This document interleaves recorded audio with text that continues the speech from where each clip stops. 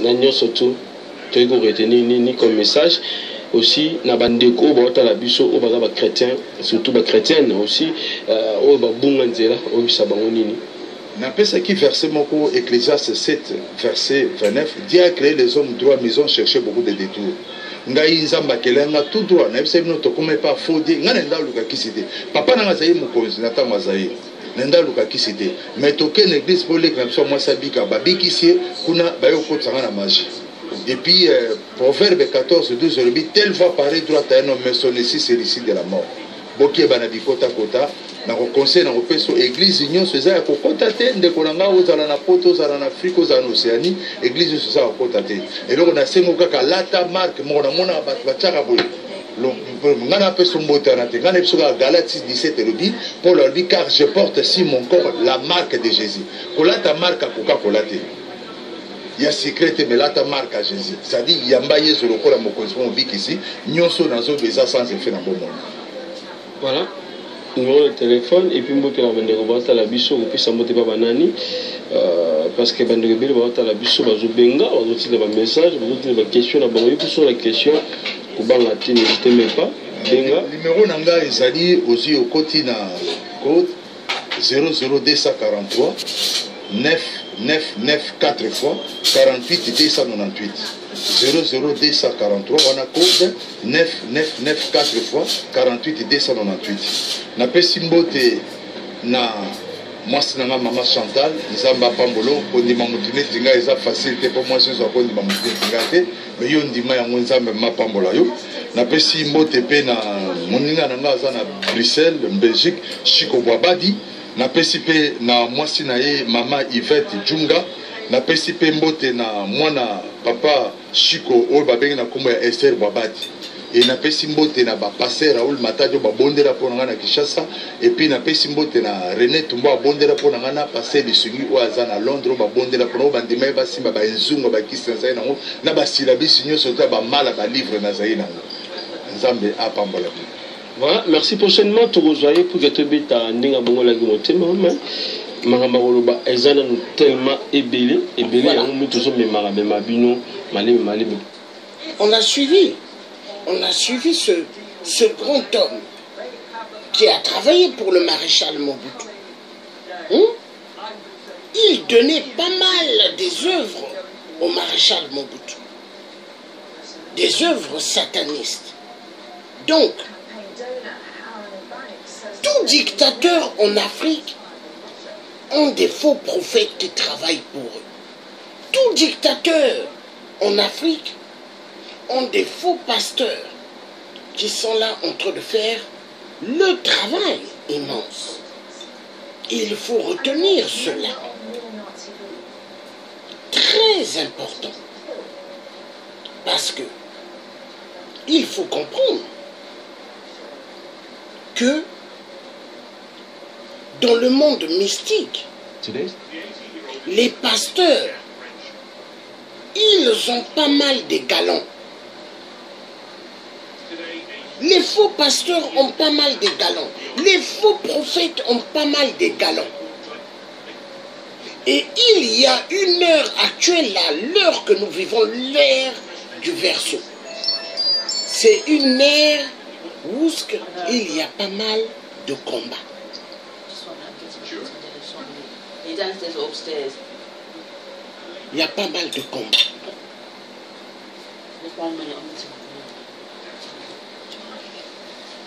Il y a pas mal de combats. Le combat, c'est quoi? Je peux vous le dire. Le combat, c'est quoi?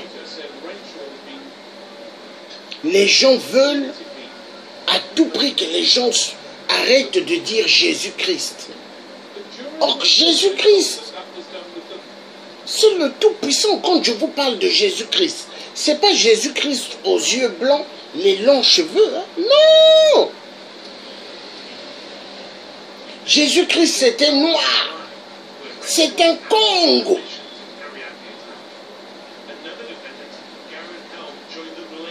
L'homme occidentaux, ils ont renversé la Bible. Et ça, il faut connaître. Ils ont renversé les écritures, ils ont volé les écritures en Afrique et ils ont changé tous les contextes en leur faveur pour détruire l'Afrique.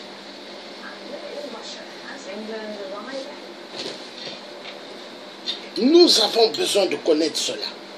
L'Afrique va mal parce qu'en Afrique, chez nous, il y a pas mal de faux prophètes. Des faux prophètes magiciens. Des faux pasteurs qui travaillent pour Satan, Lucifer. Et ils sont là pour rendre immensement service aux dictateurs. Ils sont là immensement pour faire à ce que pas mal des populations en Afrique, les peuples, soient perdus. Parce qu'il faut détruire. Il faut détruire le peuple. Il faut détruire le peuple. Et ça, c'est leur objet. Nous allons suivre.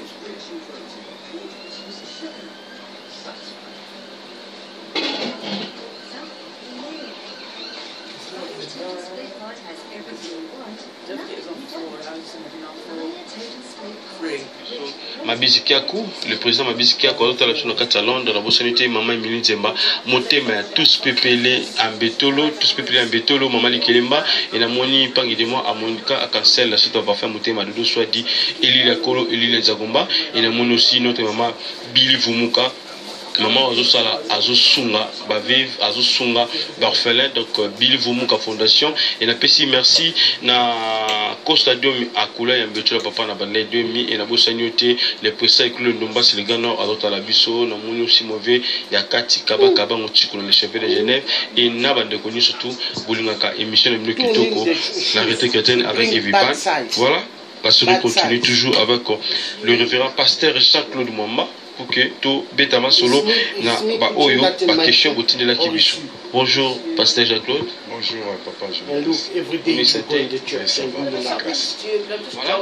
La lingi au solo na momuke na ba do wata la biso websa bango nini par rapport ya message ya mukolo ya lelo.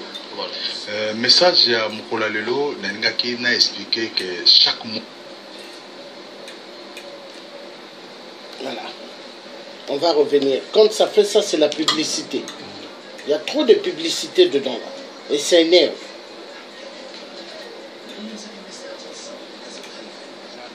Des mois à temps, ça va être comme un peu dans le mois octobre, décembre, on a expliqué pour la disposition même dans la prière. Voilà, merci. Avant tout, on va appeler seulement par rapport à Madame Jacqueline. Mouli Mouni ne le garde dans la toilette. Parce que tout le monde a un bimina moisi. Agi préservatif nae asala ngone aya boaki na toilette aboy ko boka libanda tam so demo libanda ba ko zo ba kritise ba ko zo ngo ba kata mabota nae ba kanga mabota nae ba yo boka na toilette voilà mystère ni les gars na toilette voilà d'abord na kati ya toilette oyo ba tebele ba benga pe WC yeba ke eza na mystère amunene na kati.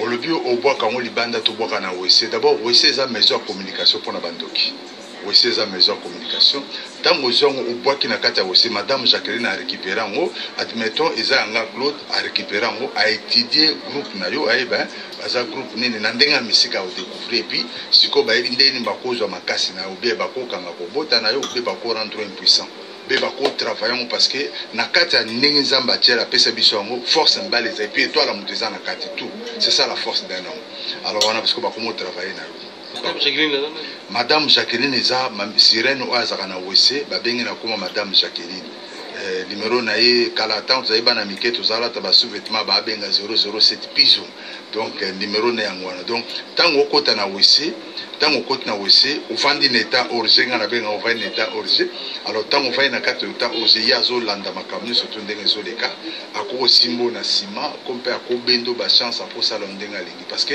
yaza na facilité parce que ceux qui même la famille ba kokote mutio so kota ka WC na douche bakoyebisa papa tala biso na kana to bonde simba te yo mutu ozane ozogana solo nyoso ndenge eza doit partir on a ko travailler nazo pesa exemple net ngata on azaka na magie na koti na WC na évoqué Madame Jacqueline Abimi, atuni ambassadeur Claude Olingini, na ebisi na bimisa mateka na wese, mateka aksa, na évoqué salité à wese mati, na évoqué Bimi Libanda, na évoqué ba carton aksa vide Bimi, na évoqué salité à wese koti na ba carton et comme mateka aksa, na zate comme 4 cartons.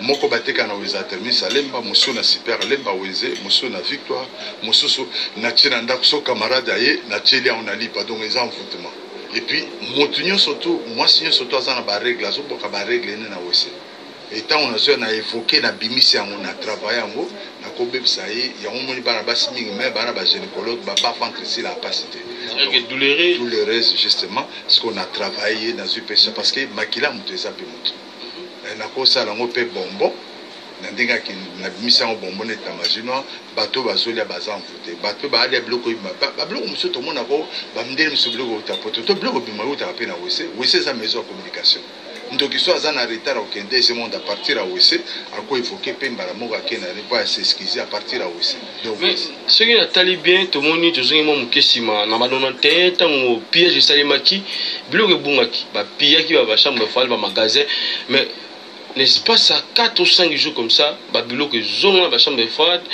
n'habite bilo connaît zala et bimaka ko bima ba to bimisango et to ba musulman de ba sala ba système mo ba sardine ba ndego belo ba sala ba kisi ba sardine et puis ba to bali inconvénient ya ba to bali aka bilo ko wana uti na deuxième monde ezarani inconvénient bilo ko na c'est exemple tinga na yaka na école na quelque part l'école mon alemba na 5 permission pas à préfet pour na sala majinoire à permettre nga na zui moi na moi c'est qui to na matière ko na mesa na vie abrakataba azumi sabra donc quand ba keto ba alléluia azumi amen tant ya azumi sabra na longoli 4 ans 5 ans na taliba na classe na vie abrakataba bon so azumi sibra na petit moi na moi si bo suka les autres mena nzoto bo moi si les autres mena sali majinoire sanya munene suka lona na pesti préféré ba professeur bali mais na lia moté donc en réalité au bali kwa neza matisa mwana mwasi wana la bimisa on sous forme ya sous forme suka bali donc moto surtout azolia blo kwa neza en vote mais on ozoma le ba malade mususu na docteur a comprendre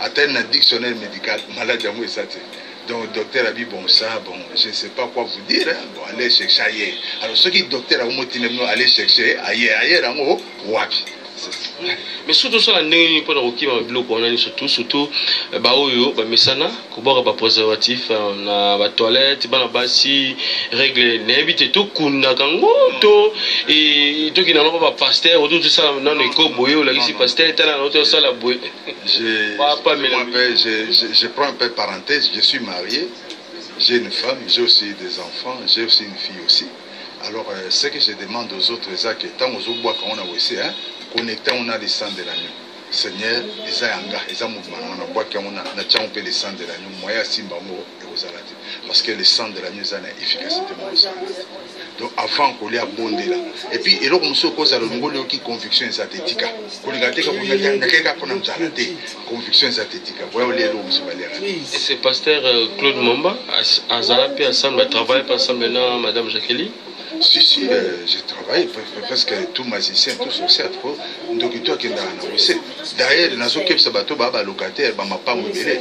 Mon temps, quand tu as WC, ça allait inédit, t'as des aides. Ok, vous avez qui m'a été là, au WC, ça propose. Ça allait dans le WC.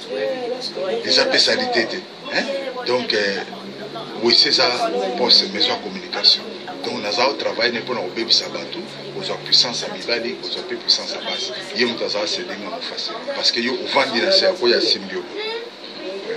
C'est que les gens vont nous saluer. Nous avons la puissance, il y a force, puissance, il y a grade qui est kabbaliste supérieur. Nous avons la puissance. Donc, il se peut que nous avons multiplié. En fait, la multiplication, pourquoi nous avons travaillé en tant que professeur, la recherche, comment détruire l'Afrique, comment détruire l'Afrique, et comment créer des dégâts. Vous entendez? Donc, nous avons travaillé dans la direction.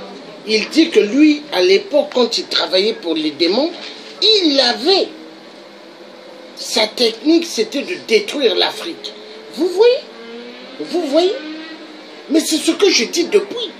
Il n'y a pas que les dictateurs. Vous avez les dictateurs qui tuent l'Afrique. Oui. Mais vous avez les faux pasteurs les faux prophètes, hein, magiciens, qui sont à l'origine de la destruction de l'Afrique. On va continuer à suivre ce temps-là. Excusez-moi, je devais faire le direct de la CPI pour Laurent Gbagbo et Blé Goudé, mais je ne vais pas le faire aujourd'hui parce qu'après ce direct-là, il faut que je me repose. Laurent Gbagbo, je pourrais le faire même demain. Voilà ce que j'avais envie de dire. Nous allons continuer avec cela parce que c'est important. Exemple, Yves Pasteur, ce que tu as étudié, approche nanya bala te, hein? Ndeni toko kota randa kuno na mystique. Ndeni toko vidéo carrière. On est ce qu'on a toko tigène mutakala une semaine. On attend tout bim en tout cas faut les autres. Donc on a savé ba jeune ba sacrifice makasi. Makasi ka biso de sala ba chrétien. Si ba jeune mutakala pendant 2 semaines. Ola ba ka mutakala otanga kumba mutwa. Ba obimo une église. Panique mbala. Et maintenant, nous sommes occultistes, nous sommes ndoki. La question est vraiment difficile, hein? La question est difficile pour moi. Mais là, on a quoi il faut un discernement pas en Zambie, hein? Zambie peut ça discernement. Mais ndoki tout, ils ont la magicien, ils ont un regard personne. Babenga regard personne, et regard à aigle. On dit aigle à cause à l'école, on dit aigle à cause à l'ambis na katamai. Amona. Alors regarde, monaka ceux qui m'ont mobile à linga linga mona mwasi. Oui mona mwasi nyo soto. Okota reka ba santi ka mobile à linga. Otanga bon point. On dirait so koti na kato ndira ça comme mwasi na. Donc babenga ngo regard à aigle, regard personne. Ça dit et puis à cause de la sozo solo là, aza contrôle mambo bele. Kanga kanda pambio mambo makamno ba na sekana on te ba blo na ko sabla so ba wana. Et ba japi a ba signe aza maboko ne saka ba geste, ba signe kabalisiki. Donc, je dis que non, nous sommes en face à tout le monde à Bracadabra. Voilà, merci. Mais là, tu as taliba. Moi, je me suis appelé à côté janvier, je suis appelé juin, moi, je suis botama. On a bien reçu ça fait monene, mais ma gambeza, il y a kubatama et bilé si moi tout le monde a janvier, février, 10 décembre, ni les gars, démon ça et puis nzambe la biso, ouais, ça la biso, à ça la nini, na maman oyo. Protection et Zaranine pour le bishop chrétien. Voilà, révérend, Mandewata, bishop protection Yamuke. Nous avons parlé de signe zodiaque. Zodiaque est un signe de naissance. Ah, nous avons parlé de Oyabam.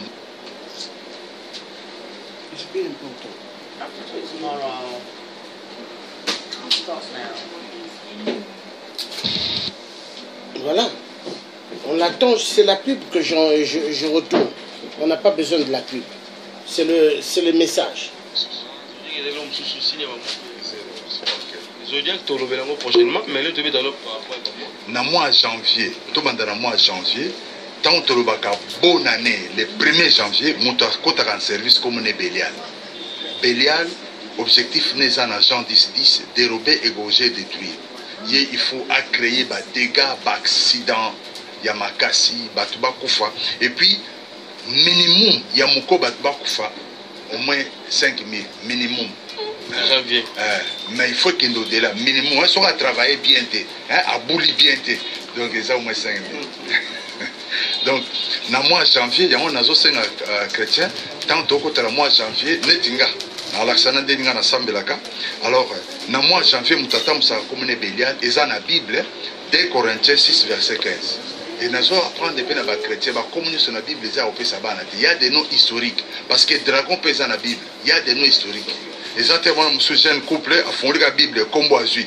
Alors, nous avons la bongo, qui est dans l'Apocalypse 12, au monde appelle dragon. Pose le kaba combo, dragon pèse dans la Bible. Alors, il y a des noms historiques qu'on ne peut pas donner aux enfants. Tout ce combo, tout ce monde est un modèle pour la mission. Donc, dans le mois de janvier, nous avons comme une Bélial, 2 Corinthiens 6, verset 15. Abandara le 1er janvier, la fin du mois de janvier. Objectif des agents 10-10, dérober, égorger et détruire. Dans le mois de février, nous avons le mois de février, et un mois de Moukoussé, nous avons comme un Léviathan. Léviathan est dans la Bible, dans Ésaïe 27, verset 1er. Dans Ésaïe 27, verset 1er, le Léviathan, monstre qui est dans la mer. c'est-à-dire Léviathan l'équipe même na ba sirène aza monstre parce que na kata domaine à Maï eza d'abord na Neptune ou aza président à Maï, après Neptune eza na reine de la côte après reine de la côte oui reine de la côte après reine de la côte eza na babengi Léviathan monstre qui est dans la mer, après Léviathan eza na sirène. Attention, sirène azaka mingi na fleuve pe na ba rivière, mais soko komi na mer wana komi reine de la côte. Wana komi reine de la côte. En petite rivière pe ba sirène. Ba sirène baza partout baza. Maya Njiri baza, Maya Kalam baza, fleuve baza, mais soko mo sirène a komi na kati ya mer, wana komi reine de la côte, wana amati niveau net ba major, wana komi reine de la côte. L'océan. L'océan reine de la côte Mutaza. Azo travaillé na président Maï Neptune, le dieu de l'eau. Ouais, fait les aramingi na moi chien. So mami wata. Ezalaka combo ya ba sirène, tout la sirène moko nde kombo ni mami wata wa yeba. Eza combo ya ba sirène. Eza lokola famille Mwamba, famille Mwamba. Ezanga baleka ngape ba Mwamba baza, mais biso to bana Mwamba ta kufa. Tati wata za la pesa. Tati wata za la kam mais na mona baza mingi te baza. Mais baza rare, eza lokola est-ce que dit que ce sont bala chaka pédic. Il dit que on basa on ba kisi ma chaka rare. Donc tati wata baza. Et tokoti février février eza Léviathan monstre qui est dans la mer abandaka le 1er février tina fin du mois de février.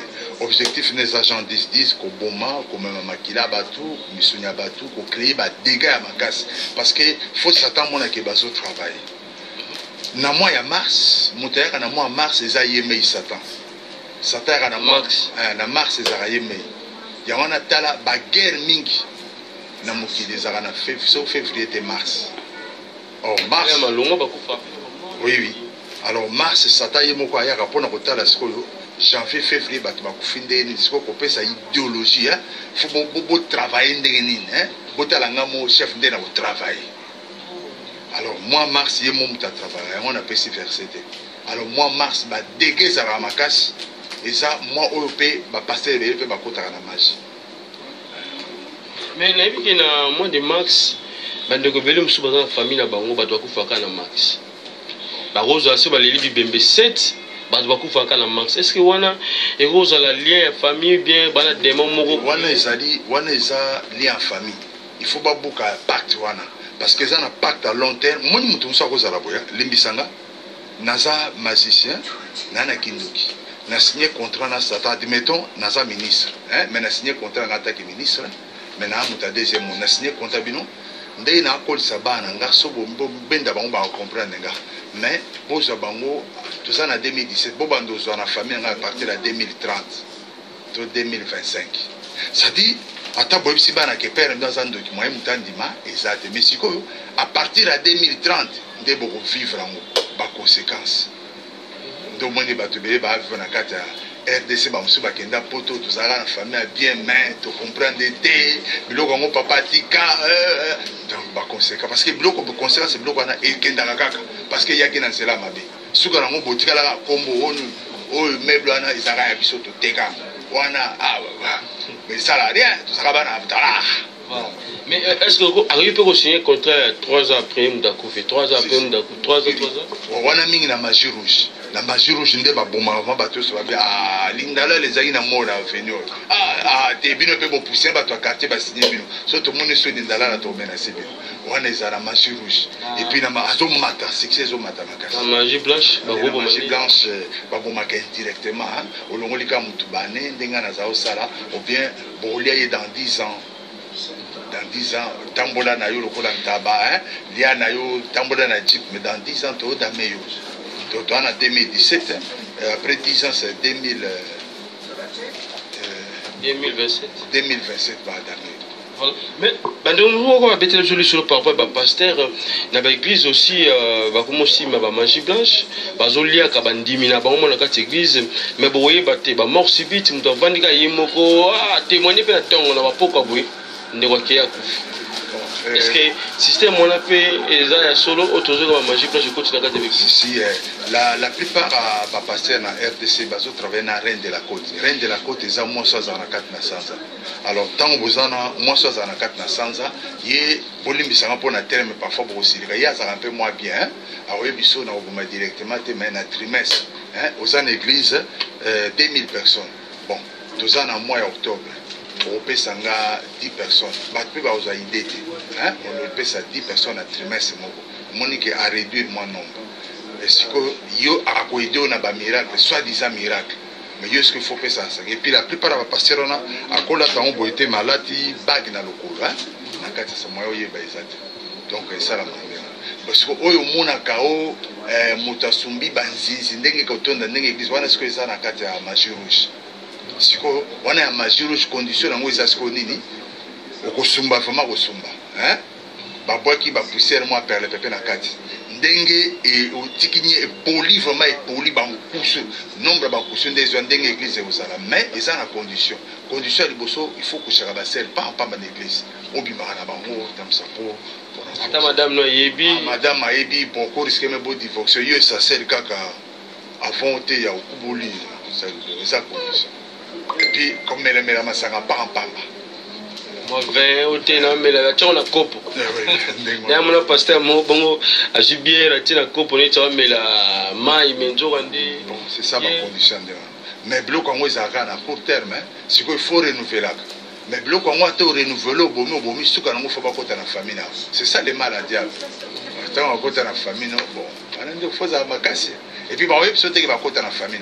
Au senti que moi non mais c'est quoi tant que tu as dit dans miroir pour nous c'est là que ça va dans miroir ça t'a mis dans miroir avec ce nom c'est les bisous monter aux succès ouais oui banit ouais c'est moi c'est quoi yo mais ce qu'on a parlé à yo mo ce qu'on a fait quand on a ça mais ça on a le bas ça t'a 3 fois impoli notre dit 3 fois ça voilà merci et surtout si le campé à babag pierre noir l'autre fois ndega la bague n'engeza boy de moi singali mais Yves au côté magie bien n'engabi terrain la tina ngai bague nga nazo tant ko bondela pono Yves na remarka kangu mais mona banga na ba journaliste balobaka trop na bondela mana zo ziki sango na yo komona que ça vraiment bien te mais na on comprendre que style no linga bablo au moins ndengwa mais à la longue faut ka éviter mais na sina zo tant ko étudier ngo sans que na yebiso ya mabezete ngaso na lata onsiko ba obenga ngana ba bayi sanga na longa ngaso na mega te yo te longola yo to yibisa biso ngoy de fora parce que oya nord lati yango pe ezasko mususo o muso alata ka Nigeria mo azaka na commune bino azana matonge ezaka boy siko wana tango aza soko afini loboko ba muto ala na sa ngai na yakupona mfute passer Claude na kokiete là tata moi sinayi ça sont déjà partis là on besoin de client de continuer biso mois de mars lobaki mars c'est ça yé moko satan ya kapona otala janvier na février ba finde siko a travailler ma ba dégâts ya makasi to leki mois mars ça na mois avril motazo travailler na mois avril comme on a Astarté et dans la Bible JGD verset 13 JGD verset 13 Astarté ayaka na mois ya avril ye musala nini or tu dis que na mois avril les amis Pâques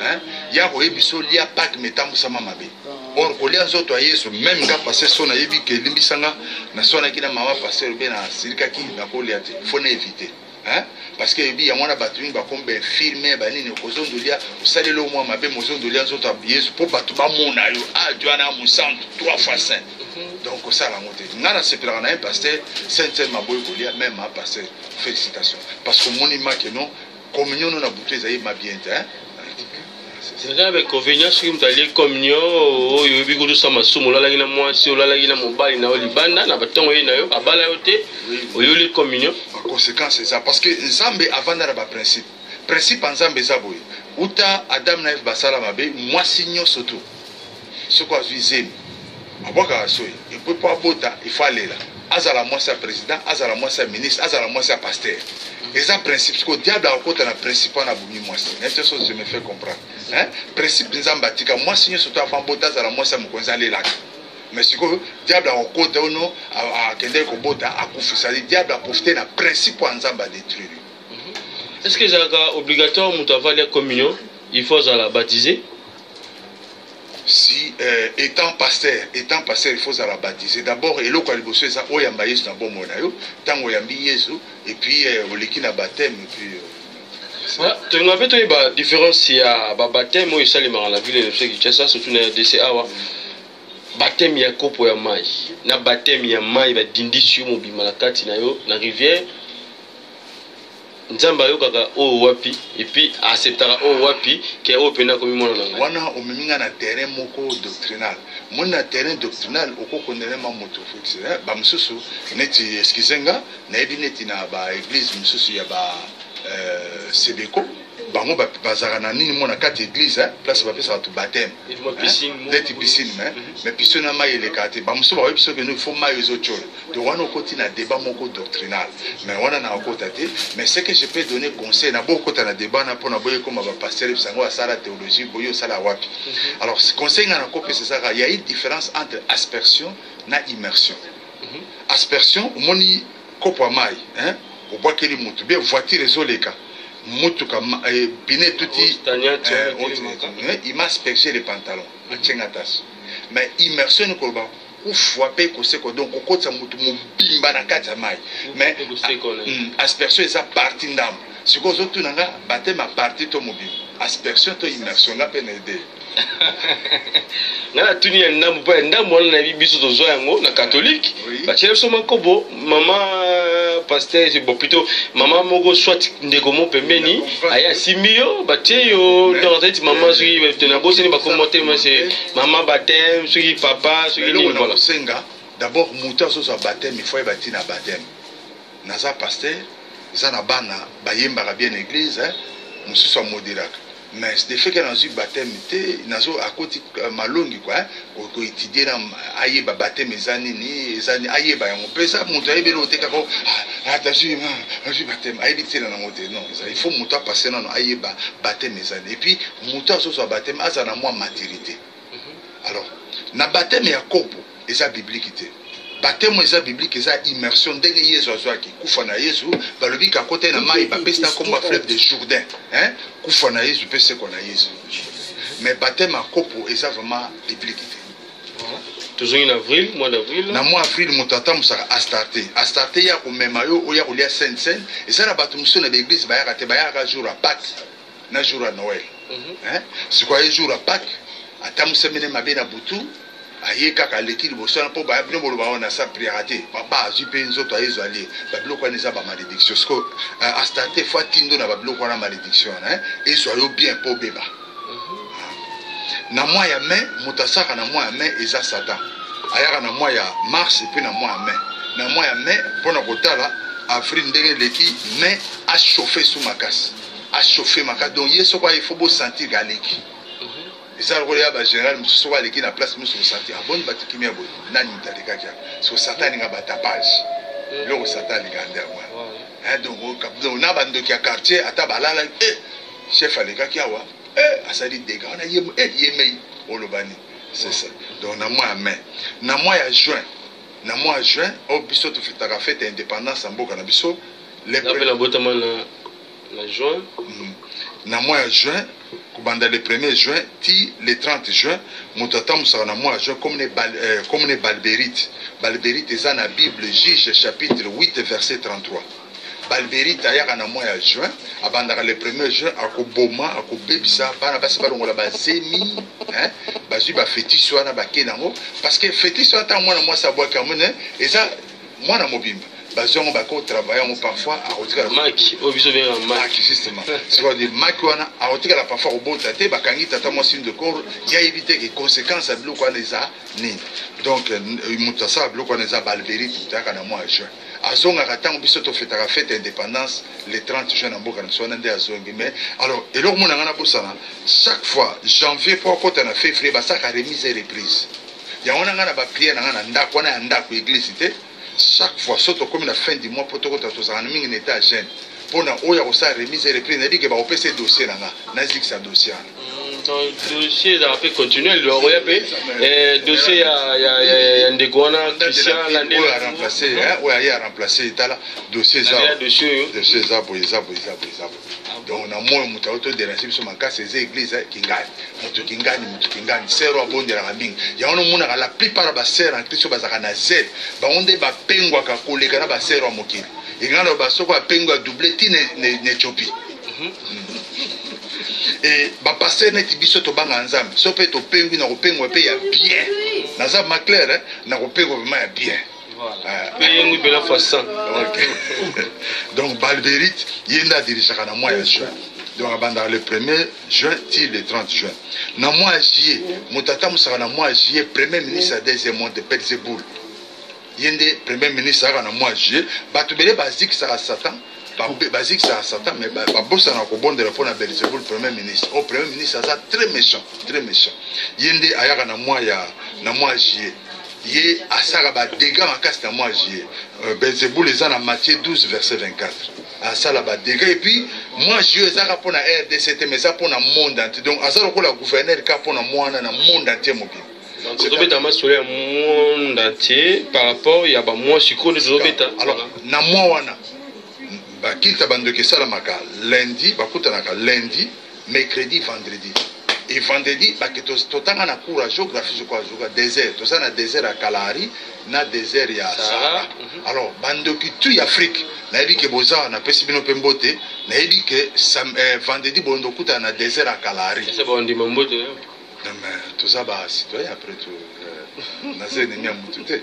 Donc, na ebi que na ebi sibino que, bah, chrétien, pour bon de la, pour bébi sanyo, surtout bando qui tout. L'Afrique bakutana na désert à Kalahari et Moutaya a rapport na bango eza Hindou Sankara. Hindou Sankara ça quoi la secrétaire générale la deuxième mondiale Moutaya a bani na bango pona ko mema na monde abracadabra.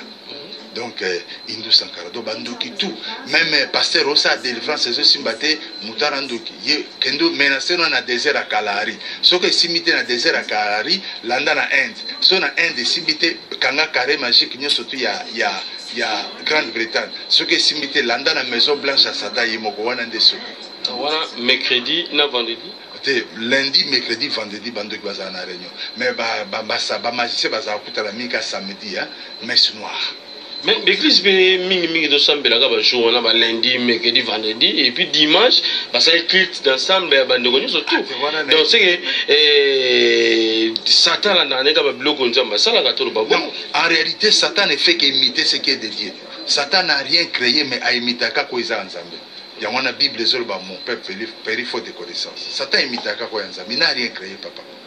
Mon temps, c'est la magie. Satan, conception, il y a qui est là, moi si, mais il y a un que et ça m'a mis wata et Satan qui est là moutoute pour a été zarandé par la base pour na quoi ça va passer ça m'a mis wata kota na travailler à bakas. Aïvisa bonde on est ni le poba kuisa barabasi ni na beauté adendaka pour attirer mibali et tant mobala roya surtout ça ça passer pas beaucoup et caraju par parce que si les points biologiques ils ont ba déchet tikalate bazu yango bakela ngo ici donc detinga ce qui moi ça quoi isenga ko mata grade ata sifa ce quoi zwinga kana point na ko mata grade ata sifa. Mais si ba mega déjà trop nazara un peu ata moi ndambo touchate bon ça moi te nana koyate na senga pe na nzambe ko permettre nga pe na koyate banda na bongo na koyate. Merci amen. To continuer mois d'août na mois d'août mutazo tamsa na mois d'août comme ne Astaroth. Astaroth yem tatamsa c'est parmi les grands démons hein. Satan tous les démons Astaroth Belzéboul azo se fait partie dans signe de la croix. C'est un grand démon Astaroth yenda tamsa mois août yé pas provoquer kaka accident ba dégâts mais ya beb ça mamingité. Toki na mois septembre na rentrée scolaire. Na rentrée scolaire mutu asalaka démon comme les Tammuz. Na zolo basoko zolanda oyebo koma ba kombote tala na Bible no pona apesa na ba verset biblique. Na mois septembre na rentrée scolaire ezaka Tammuz. Eza na Ézéchiel 8 verset 14. Ézéchiel 8 verset 14 yenda ya ko enlever bana ba accident hein bana bazo une classe akeka bo batuti mwana ça merenga pona nini donc ba dégâts bana ba dégâts bana classe wana za Tammuz na rentrée scolaire il y a travail à fort il y a on a même na rentrée scolaire na bebisa ki Tammuz azala na pouvoir te na bana nanga Qui na mois octobre, na mois octobre mutatamsa na mois octobre comme na ye bal. Nde atamsa na mois octobre. Donc justement toi qui ne malé mais pas mois octobre. Les lots toza le 20 le 17 hein, le 17. Samedi vous allez le 18 samedi vous allez nini vous allez le 22 ou 23 comme ça. Alors samedi oyo messe noire reposa. Messe noire on a banani bakokutana ba grand maître nde mutu bakokutana. Alors tant ba grand maître bazokutana objectif na bango ezaka na 4 nations 10. Alors net réunion à samedi aux Alandais. Avant Satan soit parole, mutu soit parole les abal. C'est un démon. Ana elongi 4 kalinu moko. Très méchant. L'île le col les fandings à window rhinocéros.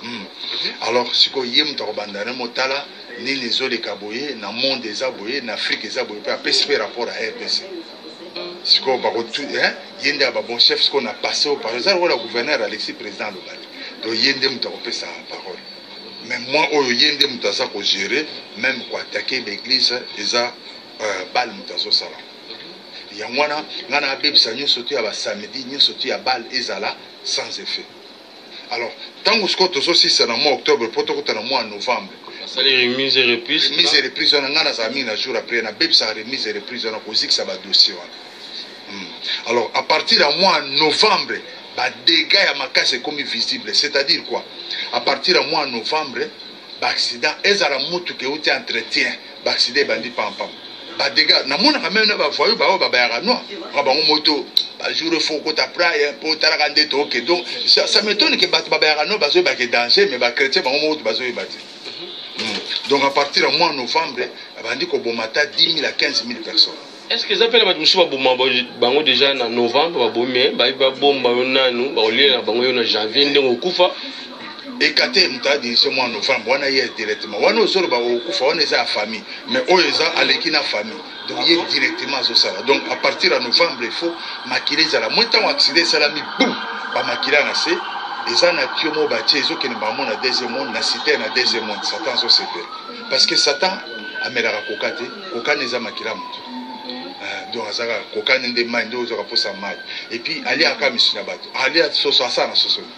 Alors ce que moni motoke pa nganga sengi ososa sengi ontabeza mutu mobimo soko memi taba komela mère na bino so memi taba jeune ya na bino na campus so baton surtout bakufa na ba sacrifice bakufa ka démon satali bango bakenda ko travailler ko sala nini bakenda ko mema biloko ko lonela après exemple ko lonela ba bila après exemple Yves tout ça admettons un grand phénomène na mystique siko na lecture Yves ce qui nous a bon c'est que au coup peut-être il faut faire en 2020 hein mais on a l'élection en 2017 donc 3 ans on a travaillé dans la chance c'est-à-dire en réalité esprit nous dans la terre dans autres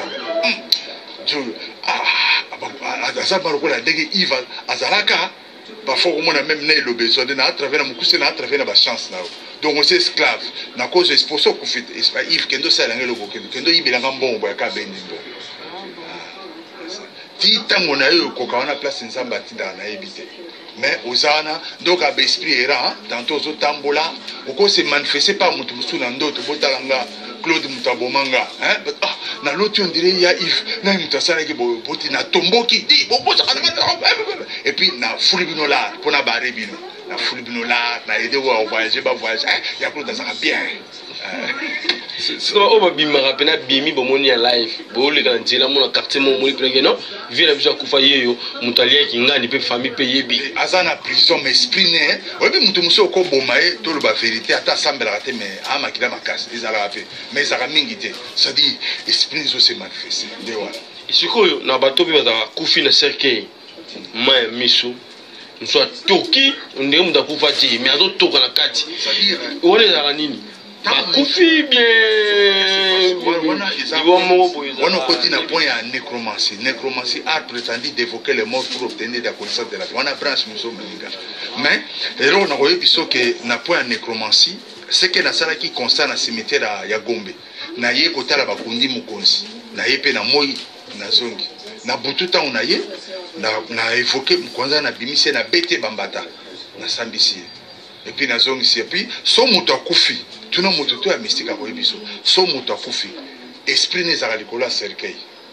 Alors ntango basala siko messe nde fo boyeba bakomema esprit wana eke na maison kingali et na ntango wana bato tu bawelaka yango surtout so azalaki grand maître azali musicien mo ayebanaki bato tu bayaka mpo bawela étoile wana bawela yango yango moni bamosusu balobi oyo ya mosusu soki na Côte d'Ivoire soki wapi bamosusu oyo eza donc bawelaka yango nalobi na kimokolo do bawelaka yango parce que ntango ozozwa yango atosalemaka molokolo ete me okomata okomata. Est-ce que je rappelle la cimetière parce que le mission moko to kufaka na mingi te na mboka na biso ba mission mosusu baboya koya visiblement mais ba yaki invisible na nuit bake na Pierre tombal na ye oui parce que bakozwa si bakozwa yango c'est l'une des raisons moni maman mosusu azoboya mobali ne bakunde kuna makambo ezali toko dans la 10e pour que tokabwana il est plutôt na 11e mois. Non, 11e mois, dans le bas qui est ça, comme démon, comme les écarté. Talent, on a dictionnaire la rousse, non, H-E-C-A-T-E. Écarté. Écarté, on a appelé ça pour pouvoir passer au bas à magie. Il a appelé ça comme onction, dérire, chaos, donc le bas, mais ça, mais il y a des cas, des démonstrations. Donc, les écartés. Alors, ce qu'on a dit, c'est un mois, il y a décembre. Décembre, wana tangande na zabo déjà to côté mois prochain il faut na banda ba prière ma casse parce que déjà ndé na za na risquer na auto risquer ba accident ma casse mikolo le lopé na séminaire na bumbu mais le bi na risquer ka accident ba ni ba tout biso na mutu kaka côté na vanda na seki kanga o ezaka ngande ba luko. Alors mois décembre mutata musageza vie moloki moi tant to ça na bana moloki moloki Moloch est dans la Bible, Lévitique 18, verset 21. Moloch du Congolais. Moloch, Lévitique 18, verset 21. Tout ça, quand il y a un moment où il y a un peu ça tombe bien, lis moko lokolo moko. Donc ça tombe. Il y a un peu de combat Moloch. Yende à Sasaka. Talaka à partir du mois prochain, en décembre, il y a un accident car on a victoire. Boulevard, tout, il faut boma. Quand c'est accident. Si pesaki en bon état, déclassé, et bomi bat, bomi 15-20 personnes. Wana Moloch, il y a sans pitié, il faut boma trop, il faut boma. Il faut boma. Alors, c'est pourquoi nous avons avant qu'on bimatika départ, nous pas arriver dans un bon ensemble. Parce que tout ça, dans la période où il y a ma baie. Même les bateaux qui sont là, Bible, les autres, sont hôtel, on veut les rebeter. Bon, parce qu'on a un so hôtel, qui ne vont pas comprendre. Donc Moloch mutazotam mois de décembre yenda salaka ba dégâts au saranate mais le 24 décembre on est à mois soit à Sansa la reine du ciel reine du ciel. Alors reine du ciel à Sansa à l'équipe bango tout na pouvoir excepté na Italie. Ayepela mukolo Yesu abotama badna bazo préparer ba fête yaye pas bomara. Sur le 24 ba dégâts pesa makasi il y a beaucoup de morts. On a bébé à chaque donc il faut que il y a bénédiction te pour na ko pesa malédiction ba benga ngo cosmogomi supérieur bénédiction à malédiction. Donc on voter ko longola bané à batu. Donc kanga eloko ke eloko ni so bengi kindoki. Bit na ngo isaka pona ko bebisa. Ata bongisi ndambo me fa bebisa belé. Donc c'est un peu ça. Le 31 voilà, le 31 décembre, donc avant le bonne année, une minute, et qu'on a mis pas mon déonabine à Koufi. Et moi, moi, au Tokota, on a aussi un chrétien, bon, bébé, ça action de grâce à Bandoki.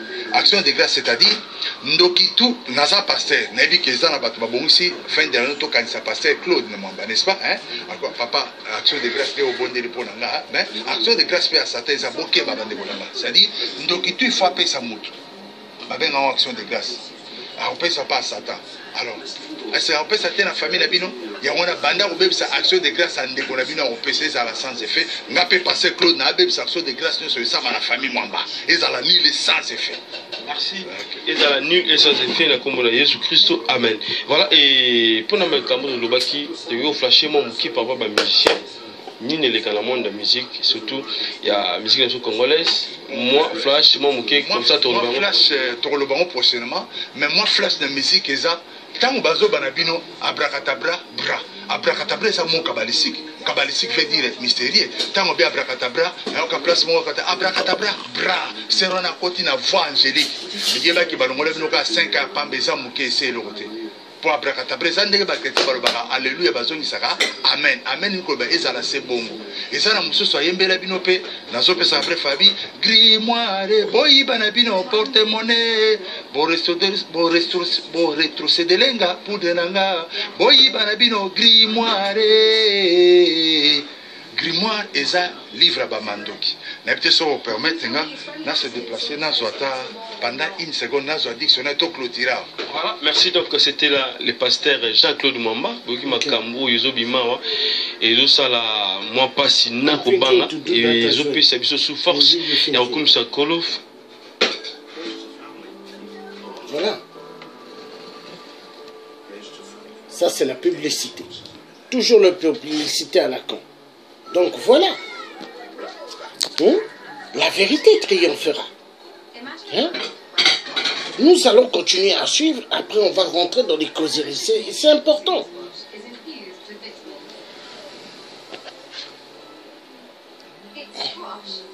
Fongo. Voilà. Vous chérie, en tout cas, toujours on a déjà définition. Tout ça la magie te mena aussi na yo tanga pour nation na tabano yeza clarté grimoire ngo. Grimoire ngo yo kota yango grimoire. Mais c'est la roue salvi. Tu tiens micro pour kota. Voilà. Grimoire, livre à l'écriture et aux formules mystérieuses dont se servent les magiciens et les sorciers. Livre écrit à déchiffrable. Grimoire. Mami, Talande bazo envoûté bino. On le voit grimoire ça les savoir. Yeba que grimoire eza Bible abandoki. Alors il y a quoi qui est bino ngo. Alors to kota nango prochainement. Voilà, merci d'engo pour ça. Bandeko numéro de téléphone babenga pona ko zosi basenema mususu na ndenge ya kati o biso peut-être obeti yango ate et puis mambote na bandeko pour que tous ça nos référent pasteur Jacques-Claude. Numéro nanga contact eza code eza 00243 9 9 9 9 4 fois 48 298 9 9 9 4 fois 48 298 na pesi mbote na Siko Boabadi na Belgique. Mon ami Nzambe apambola Siko Boabadi et puis Nzamba apambola pe mama ya bana Siko Boabadi maman na biso Yvette Njunga et puis apambola pe mwana no azobeta bale kuna na kati na Belgique Esther Boabadi Nzamba apambola bino. Voilà, l'anglais on peut ça préfixe donc plutôt préfixe ya mboka ya Willy Musheni pour que bandeko musu bakoda libana mboka bana moi il est à code préfixe ezali 00243 9 9 9 9 48 298. Préfixe ESA 00243 9 9 9 9 48 298. Voilà, Ozinga Mbalamo facilement. Merci, on se retrouve prochainement si Dieu nous peut TV. Bye bye.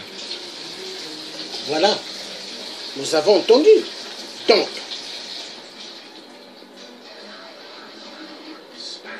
nous avons suivi le grand homme de Dieu. Hein? Il fut un grand homme magicien à l'époque de maréchal Mobutu. Il a fait beaucoup de choses pour le maréchal. Et cet homme, il connaît beaucoup, il a expliqué, il a détaillé pas mal de choses.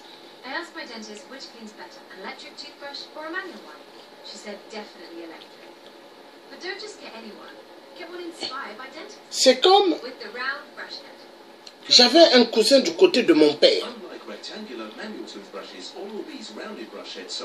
À Paris, il disait tout le temps, lui, il voyageait. Il me disait, j'étais aux États-Unis, j'étais en Chine. Mais ce cousin-là, à Paris, il n'a pas de papier. Hein? Mais il me disait, il voyageait. Moi, je disais, tu voyages. Mais toi, tu me dis, tu étais aux États-Unis, tu étais en Chine, mais tu as fait comment pour aller là-bas? Or, qu'il voyageait mystiquement. Parce qu'un jour, il m'a fait voir des dollars. J'ai dit, mais toi, tu as pas mal de dollars. Tu es allé aux États-Unis quand? Il m'a regardé, il a commencé à faire un petit sourire. Il m'a dit, oh, Mais moi, je vais aux États-Unis. Je peux aller là, aux États-Unis, je vais et je reviens le même jour.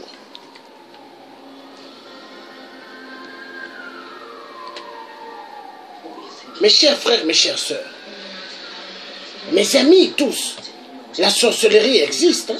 Et quand on vous dit la sorcellerie, elle existe, Dieu existe. Jésus-Christ, que les gens disent Jésus-Christ n'existe pas. Hein? Jésus-Christ existe. Jésus-Christ a fait des miracles. Jésus-Christ, quand on parle de Jésus-Christ, ce n'est pas le Jésus-Christ aux yeux bleus et aux longs cheveux. Non.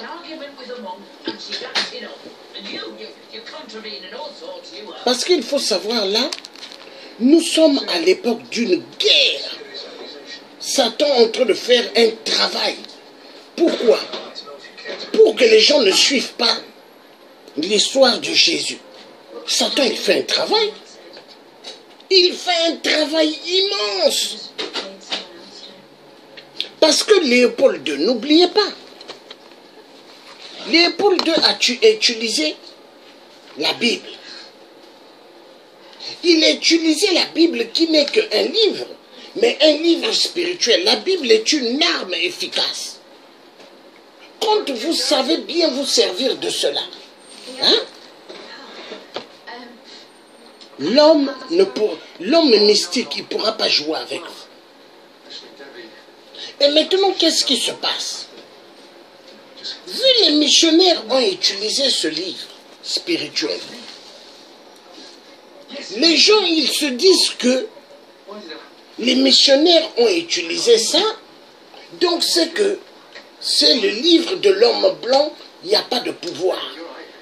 Mais au contraire, les missionnaires ont utilisé cela à l'envers-main, pour leur propre profit, pour faire du mal au peuple noir. Mais une chose, tout ce qui est écrit à l'intérieur, vous croyez que ça appartient à l'homme occidental 666? Ça ne leur appartient pas. Ils ont volé les données de nos arrière-grands-parents. Ils ont tourné cela. Et ils ont écrit à leur manière. Mais sans le savoir eux-mêmes, que tout ce qu'ils pouvaient nous cacher, Dieu va faire à ce que ça va être dévoilé. La vérité cachée, Dieu la met au plein jour. La parole de Dieu n'est pas Dieu. La Bible, la parole de Dieu, je le redis, c'est pas Dieu. Hein? Les missionnaires ont fait comprendre aux gens que la parole de Dieu, c'est Dieu. Mais c'est pas Dieu. Dieu lui-même est le Tout-Puissant. Et Dieu, intérieur au monde de chaque être humain, noir, il a mis la connaissance. Mais ils ont fait ce qu'on appelle essuyer le tableau. Aveugler le peuple. Aujourd'hui, qu'est-ce qui aveugle pas mal des Noirs en Europe ou aux États-Unis, ou au Canada, ou au Japon ou ailleurs? Le matériel. Le matériel. Mes chers amis, n'enviez pas ceux que vous voyez qui ont des matériels, belles voitures. Hein? Il ne faut pas les envier. Vous ne savez pas comment ils font pour avoir ça. Il y en a, ils roulent dans des 4x4. Il y en a, ils ont des jets privés. Mais vous ne savez pas. Il y en a, ils sont dans des trafics d'organes. Il y en a, ils sont dans des crimes atroces. Il faut comprendre.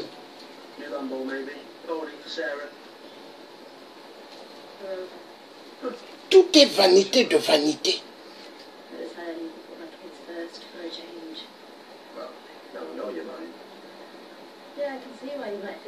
Et ce que je dirais, aimons-nous les uns et les autres. Faites du bien. Vous voyez les menteurs, les gens qui aiment mentir, les gens quand on leur aide, et ils disent le contraire. Mais ceux-là, ils auront des comptes avec Dieu. Quand vous entendez 5 à 10 générations, 5 à 9 générations, qui seront condamnés? Pourquoi?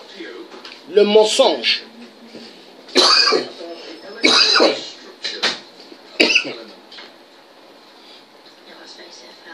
Et vous verrez pas mal de gens qui aiment mentir.